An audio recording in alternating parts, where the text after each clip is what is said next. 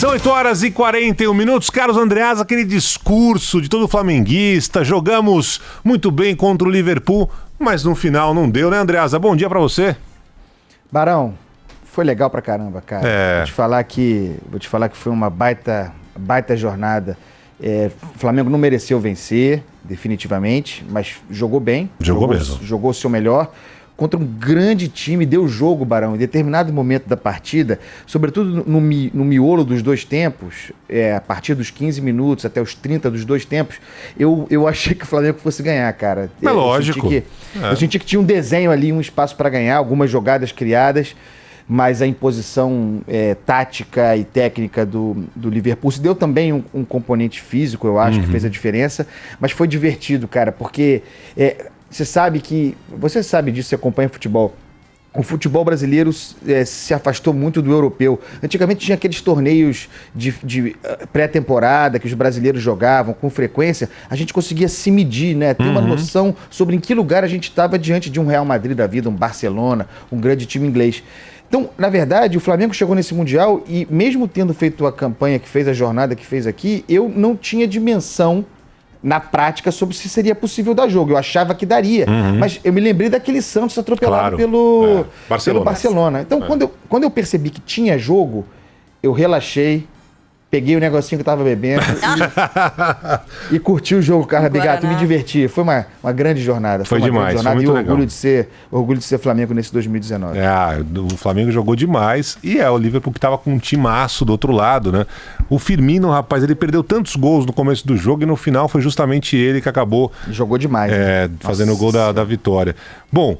Parabéns pro Mengão, mesmo com a derrota, né? Mas foi um espetáculo que ele fez ao longo desse ano de 2019, resgatando o melhor do futebol brasileiro, que é jogar bola, né? E não ficar na defesa, tentando achar um gol no final e tudo mais. Andreasa, nosso assunto hoje não é um assunto alegre, muito pelo contrário, é uma sequência que a gente está acompanhando, né, especificamente no Rio de Janeiro, sobre a morte de políticos. Conta pra gente, Andreasa. Tem uma reportagem hoje, nós temos falado muito sobre isso aqui na Band News, na programação local especificamente, tratado muito desse assunto. E hoje tem uma reportagem no jornal O Globo, da Maiá Menezes, do Marcelo Remígio, sobre mortes, assassinatos, na verdade, de políticos ou de assessores de políticos, especialmente em ciclos eleitorais. A morte de um parlamentar, você sabe, Barão, nós sabemos, sempre é um crime político. O exemplo maior, recente, é o caso, ainda não de todo resolvido, Marielle Franco. Mas vejam os números que a reportagem do Globo traz. 2019, esse ano que se encerra, ano pré-eleitoral. E é importante deixar claro o seguinte, esses crimes têm uma natureza municipal. Eles costumam acontecer, esses crimes políticos com políticos, obviamente, em períodos pré-eleitorais, quando a eleição é municipal, é para prefeito e vereador. Então, em 2019, véspera do ano eleitoral de 2020, nós tivemos, no estado do Rio de Janeiro somente, 9 assassinatos e 5 atentados contra políticos. Entre eles, prefeitos, vereadores e ex-vereadores. E, por exemplo, jornalistas que postulam ser candidatos. Curiosamente, ou não tão curiosamente assim, sintomaticamente, as regiões em que esses crimes mais acontecem são Baixada Fluminense e região dos Lagos. Exatamente as regiões em que aqui nesse programa, mas de modo geral o jornalismo tem tratado desse assunto, regiões em que a milícia cresce. Não apenas a milícia, também o tráfico de drogas, notadamente na Costa Verde, por exemplo, em Angra dos Reis. Temos falado muito sobre isso também. Desde 2015, Barão, Carla, foram assassinados 25 políticos e 2 assessores no estado do Rio de Janeiro.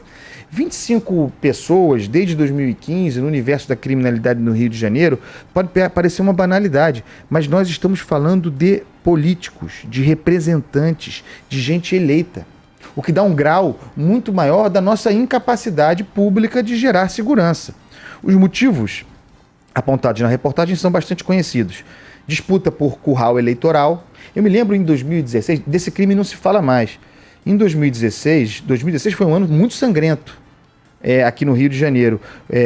3 vereadores mortos e 9 pré-candidatos mortos. Eu me lembro da morte do então presidente da Portela, Marcos Falcon, que era policial militar e pré-candidato a vereador. Foi morto dentro do seu comitê de campanha de maneira bárbara, fuzilado.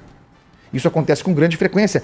Esse caso do Marcos Falcon, embora muito nebuloso, tudo indica tem a ver com curral eleitoral, com disputa de ocupação de espaço político, no caso, na Zona Norte do Rio de Janeiro. Então, curral eleitoral e interferência do tráfico e da milícia. Veja isso, Barão. Em Belfor Roxo, município da Baixada Fluminense, no Rio de Janeiro, há relatos, vários relatos, dezenas de relatos, inclusive feitos por candidatos, de locais de votação, vários locais de votação, cercados no dia da eleição por homens armados da milícia e do tráfico. Quem vota assim num ambiente de intimidação dessa natureza? Há relatos também de bandidos levando as pessoas para votar. No suprassumo da intimidação. Nós nos acostumamos aqui no Rio de Janeiro, durante muito tempo foi o máximo de ousadia do crime em relação à eleição, a interditar áreas públicas, favelas no caso, para que candidatos as visitassem. O candidato não tinha diálogo, não interessava ao tráfico, era adversário do tráfico, seja lá como for, da milícia, não podia entrar lá. Agora nós avançamos para esse cenário em que nós temos zonas eleitorais cercadas por bandidos. Esse é o lugar em que o Rio de Janeiro está. E, Barão, é preciso projetar o futuro. Tudo indica que 2020 será pior do que foi 2016, porque a milícia tem crescido muito, o tráfico de droga tem se mobilizado para além da capital, ocupando terrenos importantes. Há associações entre tráfico de drogas e milícia, mas também há disputas renhidas por espaços entre esses modelos de crime organizado, de modo que se pode esperar um ano muito sangrento. Lembrando, um assunto muito caro essa coluna também, o novo modelo de financiamento eleitoral.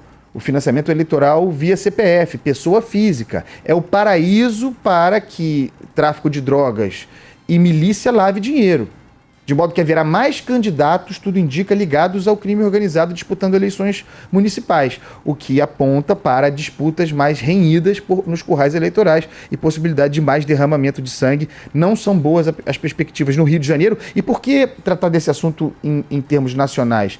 Porque essa cultura miliciana se espalha pelo Brasil. Já há relatos dessa cultura em outros vários lugares, sem falar no tráfico de drogas. E o Rio de Janeiro costuma ser, para o bem ou para o mal ainda, e sobretudo para o mal, uma panela de pressão a se expandir para outros, cujas práticas se expandam para outros estados da federação. Então, muita atenção para o que acontece no Rio. 2020 promete ser um ano muito sangrento, com muita morte de candidatos, Barão. O que, obviamente, é um atentado à nossa democracia. Sem dúvida nenhuma. Inclusive, tem destaque aqui, a Carla estava me falando, dos principais jornais do mundo essa notícia.